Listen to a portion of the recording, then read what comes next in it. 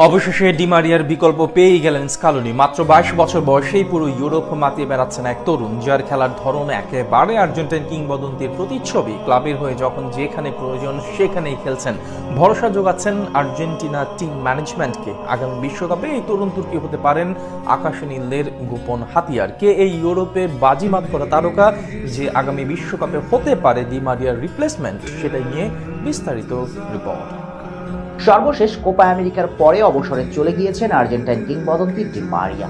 এরপর আর্জেন্টিনার এই পজিশনটা নিয়ে বেশ চিন্তামগ্ন আছে ভক্ত থেকে শুরু করে স্বয়ং আর্জেন্টাইন ওস্তাদ স্কালোনিরও।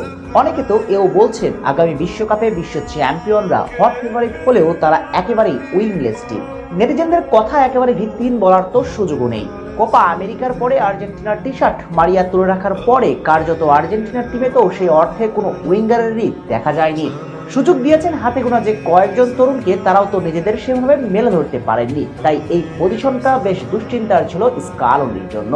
তা নিয়ে যখন রাজ্যের অন্ধকার, তখনই যেন মশাল হাতে আলোর দিশারি হয়ে ইতালিয়ান সিরি আতে ছুটে চলছেন এক তরুণ, নামটা তার মাতিয়া সোলো।